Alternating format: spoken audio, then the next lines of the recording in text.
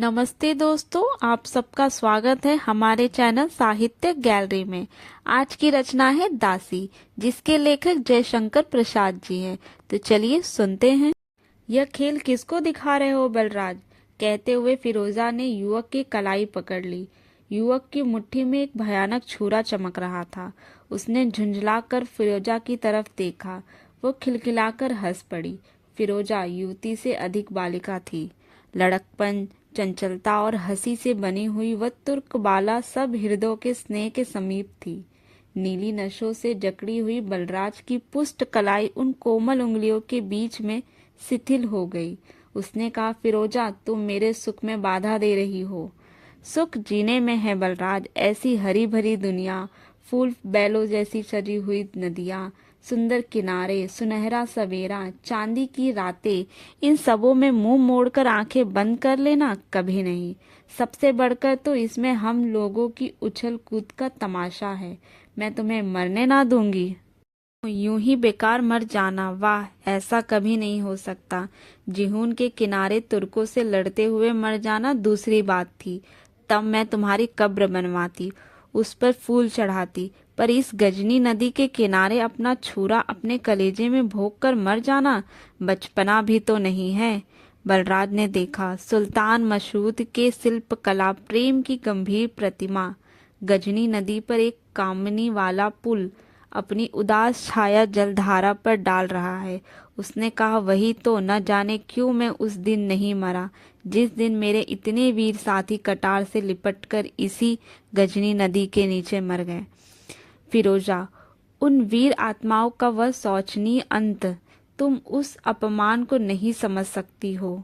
सुल्तान ने फिजूल के हारे हुए तुर्क और हिंदू दोनों को ही नौकरी से अलग कर दिया, पर तुर्कों ने तो मरने की बात नहीं सोची।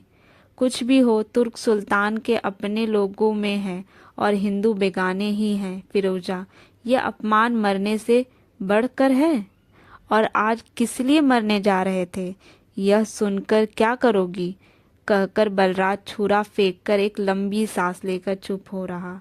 फिरोजा ने उसको कंधा पकड़कर हिलाते हुए कहा, सुनूंगी, क्यों नहीं अपनी। हाँ, उसी के लिए कौन है वहां? आज गोरी सी है मेरी तरह, वो भी पतली है ना।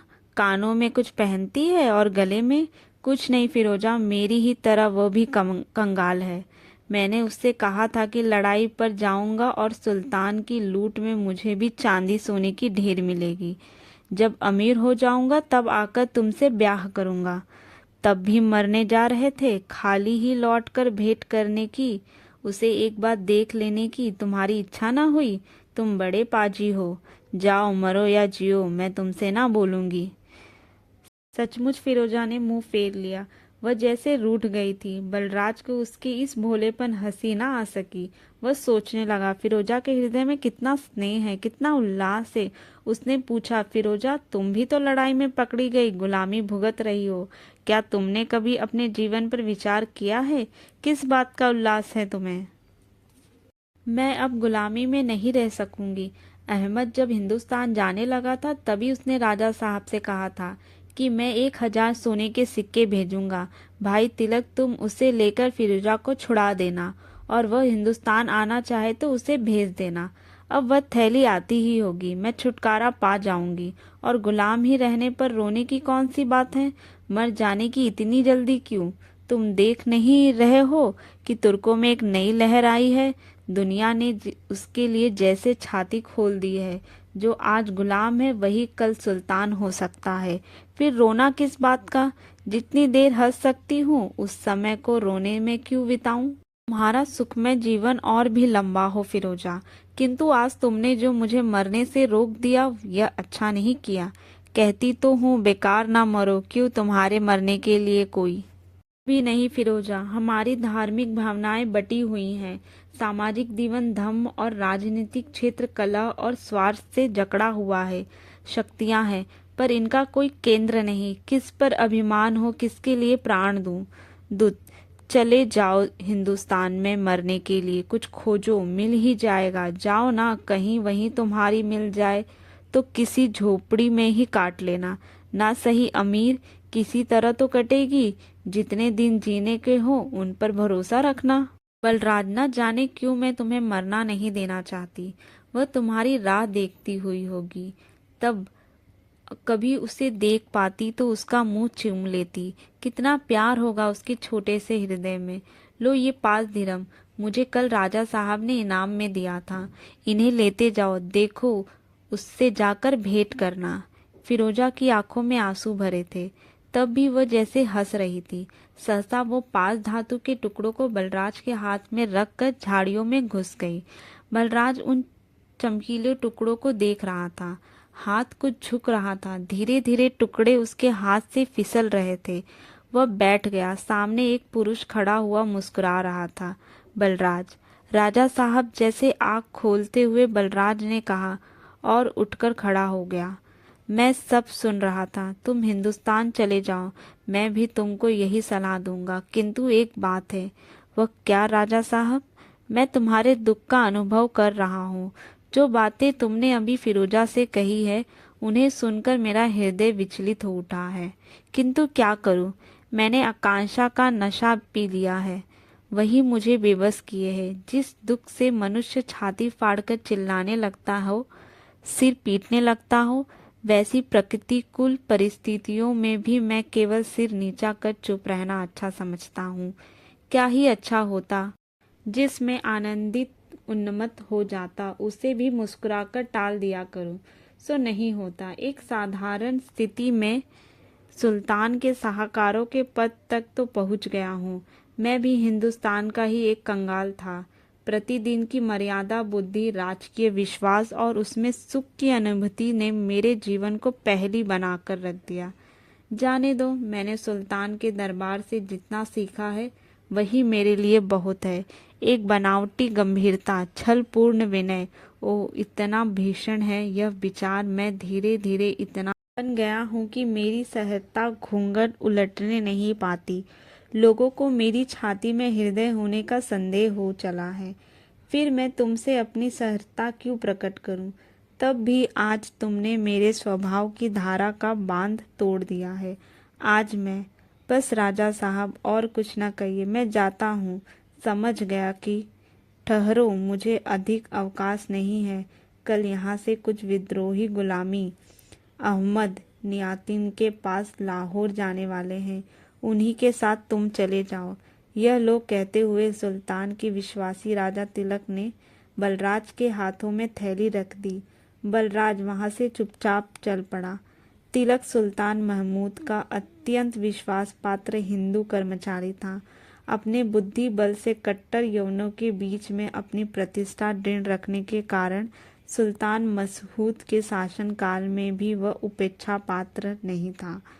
फिर भी वह अपने को हिंदू ही समझता था, चाहे अन्य लोग उसे कुछ भी समझें। बलराज की बातें वह सुन चुका था। आज उसकी मनोवृत्तियों में भयानक हलचल थी। सहसा उसने फिरोजा पुकारा। झाड़ियों से निकलकर फिरोजा ने उसके सामने सिर झुका दिया। तिलक ने उसके सिर पर हाथ रखकर पूछा, फिरोजा, तुम अहमद के पास हिंदुस्तान जाना चाहती हो? फिरोजा के हृदय में कंपन होने लगा। वह कुछ ना बोली। तिलक ने कहा, डरो मत, साफ साफ कहो। अहमद ने आपके पास दिनारे भेज दी? कहकर फिरोजा ने अपनी आंखें उठा ली। तिलक ने हंसकर कहा, सो तो नहीं भेजी। तब भी तुम जाना चाहती हो तो मुझसे कहो, मैं क्या कह सकती हूँ, जैसी आपकी। कहते कहते उसकी आंखों में आंसू छलकने लगा। तिलक ने कहा, फिरोजा, तुम जा सकती हो। कुछ सोने के टुकड़ों के लिए मैं तुम्हारा हृदय नहीं कुचलना चाहता। सच आश्चर्य भरी कृतज्ञता उसकी वाणी में थी। सच फिरोजा, अहमद मेरा मित्र है और भी एक काम के लिए तुमको भेज रहा हूँ। उसे जाकर समझाओ कि वह अपनी सेना लेकर पंजाब के बाहर इधर उधर हिंदुस्तान में लूटपाट ना किया करे। मैं कुछ दिनों में सुल्तान से कहकर खजाने और मालगुजारी का अधिकार भी उसी को दिला दूंगा। थोड़ा समझकर धीरे धीरे काम करने से सब हो जाएगा। समझी ना, दरबार में इस पर गर्मा गर्मी है कि अहमद की नीयत खराब है। कहीं ऐसा ना हो कि मुझे वो सुल्तान इस काम के लिए भेजे। फिरोजा, मैं हिंदुस्तान नहीं जाना चाहता। मेरी एक छोटी बहन थी, वो वहाँ है। क्या दुख उसने पाया, मरी या जीती है, इन कई बरसों से मैंने उसे जानने की चेष्टा भी नहीं की। और भी मैं हिंदू हूँ फिरोजा, आज तक अपनी आकांक्षा में भूला हूँ, अपने आराम में मस्त, अपनी उन्नति में वितरित, गजनी में बैठा हिंदुस्तान को, अपनी जन्मभूमि को और उसके दुख दर्द को भूल गया हूँ। सुल्तान महमूद ने लूटों में गिनती करना, उस रक्त रंजित धन की तालिका बनाना, हिंदुस्तान का ही शोषण के लिए सुल्तान को नई नई तरकीबें बताना, यही तो मेरा काम था, जिससे आज मेरी इतनी प्रतिष्ठा है। दूर रहकर मैं सब कुछ कर सकता था, पर हिंदुस्तान कहीं मुझे जाना पड़ा, उसकी गोद में फिर रहना पड़ा तो मैं क्या करूँगा फिरोजा? मैं वहाँ जाकर पागल हो जाऊँगा। मैं चीर निर्वासित विकृत अपराधी, इरावती मेरी बहन, मैं उसे क्या मुंह दिखलाऊंगा? वह कितने कष्टों में जीती होगी, और मर गई हो तो? फिरोजा, अहमद से कहना मेरी मित्रता के नाते मुझे इस दुख से बचा ले। मैं जाऊंगी और इरावती को खोज निकालूंगी। राजा साहब, आपके हृदय में इतनी टीस है, आज तक मैं ना जानती थी। मुझे यही मालूम था कि अनेक अन्य तुर्क सरदारों के समान आप भी रंग रंगलियों में समय बिता रहे हैं, किंतु बर्फ से ढकी हुई चोटियों के नीचे भी ज्वालामुखी होता है। तो जाओ फिरोजा, मुझे बचाने के लिए उस भयानक आग से जिससे मेरा हृदय जल उठता है, मेरी रक्षा करो। कहते हुए राजा तिलक उसी जगह बैठ गए। फिरोजा खड़ी थी। धीरे धीरे राजा के मुख पर एक स्किंधा आ गई। अब अंधकार हो चला। गजनी के लहरों पर से शीतल पवन उन झाड़ियों में भरने लगा था। सामने ही राजा साहब का महल था। उसका शुभ्र गुंबद उस अंधकार में अभी भी उज्जवल था। तिलक ने कहा, फिरोजा जाने के पहले अपना वह गाना सुनाती जाओ। फिरोजा गाने लगी। उसके गीत की ध्वनि थी, मैं जलती हुई दीप शिखा हूँ और तुम हृदय उज्जवल प्रभात हो। जब तक देखती नहीं जला करती हूँ, और जब तुम्हें देख लेती हूँ तभी मेरे अस्तित्व का अंत हो जाता है। मेरी प्रियतम, संध्या की अंधेरी झाड़ियों में गीत की गुंजार घूमने लगी। यदि एक बार उसे फिर देख पाता, पर यह होने का नहीं। निष्ठुर नियति, उसकी पवित्रता पंकिल हो गई होगी। उसकी उज्ज्वलता पर संसार के काले हाथों ने अपनी छाप लगा दी होगी। तब उससे भेंट करके क्या करूँगा, क्या करूँगा? अपने कल्पना के स्वर्ण मंदिर का खंडहर देखकर कहते कहते बलराम ने अपने बलिष्ठ पंजों को पत्थर से जकड़े हुए मंदिर के प्राचीन पर दे मारा। वह शब्द एक क्षण में विलीन हो गया। युवक ने आरक्त आंखों से उस विशाल मंदिर को देखा और वह पागल सा उठ खड़ा हुआ। परिक्रमा के ऊंचे ऊंचे खंभों से धक्के खाता हुआ घूमने लगा। गर्भगृह के द्वारपालों पर उसकी दृष्टि पड़ी। वे तेल से चिपके हुए काले काले दूत अपने भीषण त्रिशूल से जैसे युवक की ओर संकेत कर रहे थे। वह ठिठक गया। सामने देवगृह के समीप घृत का अखंडन दीप जल रहा था। केसर, कस्तूरी और अगरू से मिश्रित फूलों की दिव्य सुगंध की झंझोर रह रहकर भीतर से आ रही थी। विद्रोही हृदय प्रणत होना नहीं चाहता था, परंतु सिर सम्मान से झुक ही गया। देव, मैंने अपने जीवन में जानबूझकर कोई पाप नहीं किया। मैं किसके लिए क्षमा मांगू? गजनी के सुल्तान की नौकरी, वह मेरे वश की नहीं, किंतु मैं मांगता हूँ, एक बार उस अपनी प्रेम प्रतिभा की दर्शन, कृपा करो, मुझे बचा लो। प्रार्थना करके युवक ने सिर उठाया ही था कि उसे किसी को अपने पास से खिसकने का संदेह हुआ। वह घूमकर देखने लगा। एक स्त्री कौशय वसन पहने, हाथ में फूलों से सजी डाली लिए चली जा रही थी। युवक पीछे पीछे चला। परिक्रमा में एक स्थान पर पहुंचकर उसने संगंधित स्वर से पुकारा, इरावती। वह स्त्री घूमकर खड़ी हो गई। बलराज अपने दोनों हाथ परासकर उसे आलिंगन करने के लिए दौड़ा। इरावती ने कहा, ठहरो। बलराज ठिठक कर उसकी गंभीर मुखाकृति को देखने लगा। उसने पूछा, क्यों ईरा, क्या तुम मेरी वादता पत्नी नहीं हो? क्या हम लोगों की वाहिन वेदी के सामने परिणय नहीं होने वाले था क्या? हाँ, होने वाला था, किंतु हुआ नहीं, और बलराज तो मेरी रक्षा नहीं कर सके। मैं आताती के हाथ से अलंकित हो गई। फिर तुम मुझे पत्नी रूप में कैसे ग्रहण करोगे? तुम वीर हो, पुरुष हो, तुम्हारे पुरुषार्थ के लिए बहुत सी महत्वाकांक्षाएं हैं, उन्हें खोज लो। मुझे भगवान की शरण में छोड़ दो। मेरा जीवन अनुताप की ज्वाला से झुलसा हुआ है, अब स्नेह के योग्य नहीं। प्रेम की पवित्रता की भाषा अलग है इरा। मैं तुमको प्यार करता हूँ। तुम्हारी पवित्रता से मेरे मन का अधिक संबंध नहीं भी हो सकता है। चलो, हम और कुछ भी हो, मेरे प्रेम की वही तुम्हारी पवित्रता को अधिक उज्जवल कर देगी। भाग चलूं क्यों? सो नहीं हो सकता। मैं कित दासी हूँ।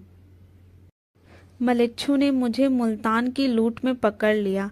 मैं उनकी कठोरता में जीवित रहकर बराबर उनका विरोध ही करती रही। नित्य कोड़े लगते, बांध कर लटकाई जाती, फिर भी मैं अपने हट से ना डिगी।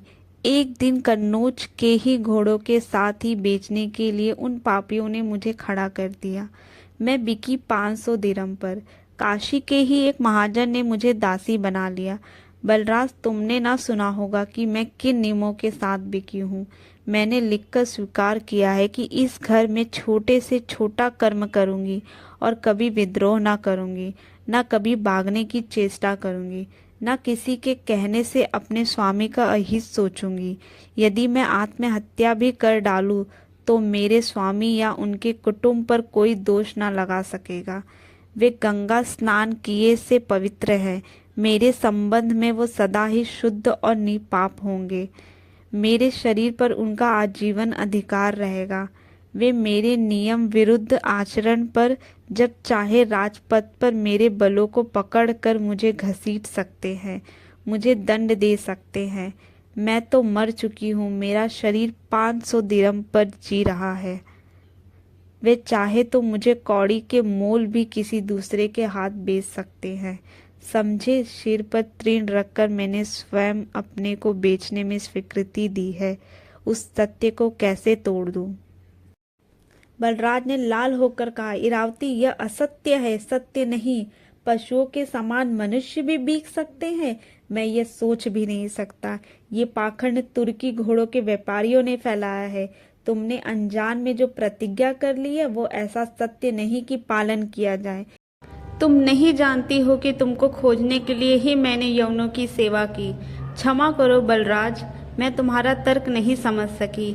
मेरी स्वामिनी का रथ दूर चला गया होगा तो मुझे बातें सुननी पड़ेगी, क्योंकि आजकल मेरे स्वामी नगर से दूर स्वास्थ्य के लिए उपवन में रहते हैं। स्वामिनी देव दर्शन के लिए आई थी। मेरा इतना परिश्रम व्यर्थ हुआ। फिरोजा ने व्यर्थ ही आशा दी थी। मैं इतने दिनों भटकता फिरा। इरावती, मुझ पर दया करो। फिरोजा कौन? फिर सहसा रुककर इरावती ने कहा, क्या करूं? यदि मैं वैसा करती तो मुझे इस जीवन की सबसे बड़ी प्रसन्नता मिलती, किंतु वह मेरे भाग्य में नहीं है। इसे भगवान ही जानते होंगे। मुझे अब जाने दो बलराज। इस उत्तर से खिन्न और चकराकर हुआ ठाट में किवाड़ा की तरफ इरावती के सामने से अलग होकर मंदिर के प्राचीन से लग गया। इरावती चली गई। बलराज कुछ समय तक स्पंद और शून्य सा हो गया, फिर सहसा जिस ओर इरावती गई थी उसी ओर चल पड़ा। युवक बलराज कई दिनों तक पागलों की तरह नगर नगर का चक्कर लगाता रहा। भूख प्यास भूलकर वो इरावती को एक बार फिर देखने के लिए ढूंढता रहा, किंतु वह सफल ना हो सका। आज उसने निश्चय किया था कि वह काशी छोड़कर चला जाएगा। वह जीवन से बहुत हताश हो गया था। काशी से प्रस्थान जाने वाले पथ पर चलने लगा। उसकी पहाड़ के ढोके सी काया, जिसमें असुर सा बल होने का लोग अनुमान करते, निर्जीव सी हो गई थी। अनाहार से उसका मुख विवर्ण हो था। वह सोच रहा था, उस दिन विश्वनाथ के मंदिर में ना जाकर मैंने आत्महत्या क्यों न कर ली। वह अपनी उधेड़ बुन में चल रहा था। न जाने कब तक चलता रहा। वह चौंक उठा जब किसी के डांटने का शब्द सुनाई पड़ा। देखकर नहीं चलता? बलराज ने चौंक कर देखा। आश्चर्य की लंबी पंक्ति जिसमें अधिकतर अपने घोड़ों को पकड़कर पैदल ही चलते रहते थे। वे सब तुर्के थे। घोड़ों के व्यापारी से जान पड़ते थे। गजनी के प्रसिद्ध महमूद के आक्रमणों का अंत हो चुका था। मशहूर सिंहासन पर था। पंजाब तो गजनी के सेनापति के शासन में था। मध्य प्रदेश में भी तुर्क व्यापारी अधिकार व्यापारिक प्रभुत्व स्थापित करने के लिए प्रयत्न कर रहे थे। वह राज छोड़कर हट गया। आश्चर्यों से पूछा, बनारस कितनी दूर होगा? बलराज ने कहा, मुझे नहीं मालूम। तुम अभी उधर से चले आ रहे हो और कहते हो मालूम नहीं? ठीक ठीक बताओ, नहीं तो क्या मैं तुम्हारा नौकर हूँ? कहकर वो आगे बढ़ने लगा। अकस्मात पहले आश्रोही ने कहा, पकड़ लो इसको। कौन? सहसा बलराज चिल्ला उठा। अच्छा, यह तुम ही हो बलराज? ये तुम्हारा क्या हाल है? क्या सुल्तान की सरकार में अब तुम काम नहीं करते हो? नहीं, सुल्तान मशहूद का मुझ पर विश्वास नहीं है। मैं ऐसा काम नहीं करता जिसमें संदेह मेरी परीक्षा लेता रहे। किंतु इधर तुम लोग क्यों? सुना है बनारस एक सुंदर और धनी नगर है। और क्या? कुछ नहीं, देखने चला गया। काशी नहीं चाहता कि कन्नौज के पूरब भी कुछ हाथ पांव बढ़ाया जाए। तुम चलो ना मेरे साथ। मैं तुम्हारी तलवार की कीमत जानता हूँ। बहादुर लोग इस तरह नहीं रह सकते। तुम अभी तक हिंदू बने हो, पुरानी लकीर पीटने वाले, जगह जगह झुकने वाले, सबसे दबते हुए बनते हुए हो, कतार कर चलने वाले हिंदू। क्यों? तुम्हारे पास बहुत सा कूड़ा कचरा इकट्ठा हो गया है। उनका पुरानेपन का लोभ तुमको फेंकने नहीं देता। मन में नयापन तथा दुनिया का उल्लास नहीं आने पाता। इतने दिन हम लोगों के साथ रहे, फिर भी। बलराज सोच रहा था। इरावती का वह सूखा व्यवहार, सीधा सीधा उत्तर, क्रोध से वह अपना ओठ चबाने लगा। बलराज को परख रहा था। उसने कहा, तुम कहाँ हो? बात क्या है? ऐसा बुझा हुआ मन क्यों? बलराज ने प्रकृतिस्थ होकर कहा, कहीं तो नहीं। अब मुझे छुट्टी दो, मैं जाऊं। तुम्हारा बनारस देखने का मन है, इस पर तो मुझे विश्वास नहीं होता। तो भी मुझे तुमसे क्या? जो चाहो करो। इन संसार भर में किसी पर दया करने की आवश्यकता नहीं। लूटो, काटो, मारो, जाओ। मैं हंसकर कह रहा था, पागल तो नहीं हो? इन थोड़े से आदमियों से भला क्या हो सकता है? मैं तो एक बहाने से इधर आया हूँ, फिरोजा का बनारसी जरी के कपड़ों का। क्या फिरोजा भी तुम्हारे साथ है? चलो, पड़ाव पर सब आप ही मालूम हो जाएगा, कहकर नियाज़-गिर ने संकेत किया। बलराज के मन में न जाने कैसी प्रसन्नता उमड़ी। वह एक तुर्की घोड़े पर सवार हो गया। दोनों ओर जहारत, कहीं कपड़े, बर्तन तथा सुगंधित द्रव्यों की सजी हुई दुकानों से देश विदेश के व्यापारियों की भीड़ और बीच बीच में घोड़े की रथों से बनारस की पत्थर से बनी हुई चौड़ी गलियां अपने ढंग से निराली दिखती थी। प्राचीरों से घिरा हुआ नगर का प्रधान भाग त्रिलोचन से लेकर राजघाट तक विस्तृत था। तोरणों पर गंगेय देव के सैनिकों का जमाव था। कन्नौज के प्रतिहार सम्राट से काशी छीन ली गई थी। त्रिपुरी उस पर शासन करती थी। ध्यान से देख के पर यह प्रकट हो जाता था कि नागरिकों में अव्यवस्था थी। फिर भी ऊपरी कामकाज, क्रय विक्रय, यात्रियों का आगमन चल रहा था। फिरोजा कमबख्त देख रही थी और नियाज़-गिन मणि मुक्तार की ढेर से अपने लिए अच्छे अच्छे नग्न चुन रहा था। पास ही दोनों दुकानें थीं। बलराज बीच में खड़ा था। फिरोजा ने कई थान छाट लिए थे। उसने कहा, बलराज देखो तो इन्हीं, तुम कैसा समझते हो, है ना अच्छे? इधर से नियाज़-गिन ने पूछा। कपड़े देख चुकी हो तो इधर आओ, इन्हीं भी देख लो। फिरोजा उधर जाने लगी थी कि दुकानदार ने कहा, लेना ना देना, झूठ मूठ ढंग करना। कभी देखा तो नहीं, कंगालों की तरह जैसे आंखों से देख कर ही खा जाएगी। फिरोजा घूमकर खड़ी हो गई। उसने पूछा, क्या बकते हो? जा जा तुर्किस्तान के जंगलों में भेड़ चरा। इन कपड़ों का लेना तेरा काम नहीं। सटी हुई दुकानों से जोहरी अभी कुछ बोलने ही चाहता था कि बलराज ने कहा, चुप रह, नहीं तो जीभ खींच लूंगा। ओह, तुर्की गुलाम का दास, तू भी? अभी इतना ही कपड़े वाले ने मुंह से निकाला था कि नियाज़-गिन की तलवार उसके गले तक पहुंच गई। बाजार में हलचल मची। नियाज़-गिन के साथी इधर उधर बिखरे ही थे। कुछ तो वहीं आ गए। औरों को समाचार मिल गया, झगड़ा बढ़ने लगा। नियाज़-गिन को कुछ लोगों ने घेर लिया था, किंतु तुर्कों ने उसे छीन लेना चाहा। राजकीय सैनिक पहुंच गए। नियाज़-गिन को यह मालूम हो गया था कि पड़ाव पर समाचार पहुंच गया है। उसने निर्भयता से अपनी तलवार घुमाते हुए कहा, अच्छा होता कि झगड़ा यहीं तक रहता, नहीं तो हम लोग तुर्क हैं। आतंक उत्तरी भारत में फैल चुका था।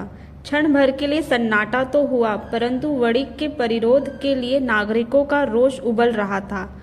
राजकीय सैनिकों का सहयोग मिलते ही युद्ध आरंभ हो गया। अब और भी तुर्क आ पहुंचे थे। नियाज़-गिन हंसने लगा। उसने तुर्की में संकेत किया। बनारस का राजपथ तुर्कों की तलवार से पहली बार आलोकित हो उठा। नियाज़-गिन के साथी संगठित हो गए थे। वे केवल युद्ध और आत्मरक्षा ही नहीं कर रहे थे, बहुमूल्य पदार्थों की लूट भी करने लगे। बलराज आश्चर्य से खड़ा रहा। वह जैसे एक स्वप्न देख रहा था। अकस्मात उसके कानों में एक परिचित स्वर सुनाई पड़ा। उसने घूमकर देखा। जोहरी के गले पर तलवार पड़ा ही चाहती थी और इरावती उन्हें छोड़ दो, न मारो कहती हुई तलवार के सामने आ गई थी। बलराज ने कहा, ठहरो नियाज़-गिन। दूसरे की क्षण नियाज़-गिन की कलाई बलराज की मुट्ठी में थी। नियाज़-गिन ने कहा, धोखेबाज काफिर, यह क्या है? कई तुर्के पास आ गए थे। फिरोजा का भी मुख ततमता गया था। बलराज ने सबल होने पर भी बड़ी दीनता से कहा, फिरोजा, यही इरावती है। फिरोजा हंसने लगी। इरावती को पकड़कर उसने कहा, नियाज़-गिन, बलराज को इसके साथ लेकर मैं चलती हूँ, तुम आना, और इस जोहरी के तुम्हारा नुकसान ना हो तो मार दो। देखो बहुत से घुड़सवार आ रहे हैं, हम सबों का चलना ही अच्छा है। नियाज़-गिन ने परिस्थिति एक क्षण में ही समझ ली। उसने जोहरी से पूछा, तुम्हारे घर में दूसरी ओर से बाहर जाया जा सकता है? हाँ, कपे कंठ से उत्तर दिया। अच्छा चलो, तुम्हारी जान बच रही है, मैं इरावती को ले जाता हूँ। यह कहकर इल्तियाज़-गिन ने एक तुर्क के कान में कुछ कहा और बलराज को आगे चलने का संकेत करके इरावती और फिरोजा के पीछे धनदत्त के घर में घुसा। इधर तुर्क एकत्र होकर प्रयत्न कर रहे थे। नगर की राजकीय सेना पास आ रही थी। चंद्रभागा के तट पर शिविरों की एक श्रेणी थी। उसके समीप ही घने वृक्षों की झुरमुट में इरावती और फिरोजा बैठी हुई गंभीरता की छाया में एक दूसरे का मुख देख रही थी। फिरोजा ने कहा, बलराज को तुम प्यार करती हो? मैं नहीं जानती, एक आकस्मिक उत्तर मिला। वह ये तुम्हारे लिए गजनी से हिंदुस्तान चला आया तो क्यों आने दिया, वहीं रोक रखती। तुमको क्या हो गया है?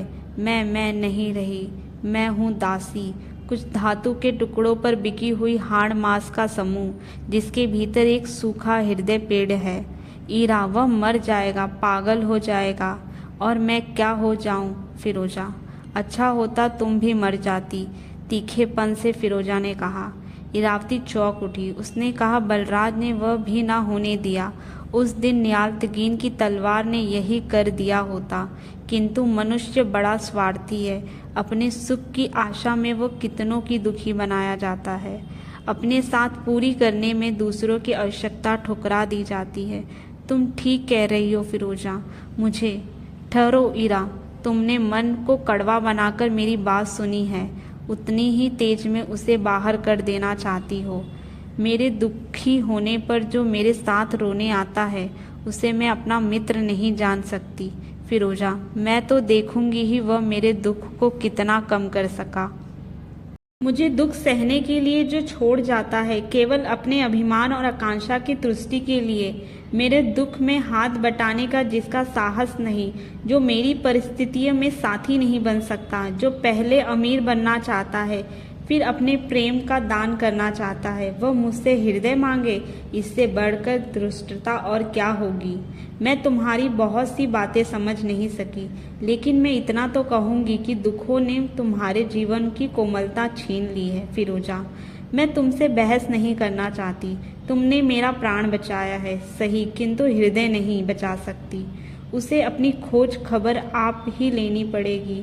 तुम चाहे जो मुझे कह लो, मैं तो समझती हूँ कि मनुष्य दूसरों की दृष्टि में कभी पूर्ण नहीं हो सकता, पर उसे अपनी आँखों से तो नहीं ही गिरना चाहिए। फिरोजा ने संदेह से पीछे की ओर देखा। बलराज वृक्ष की आड़ से निकल आया।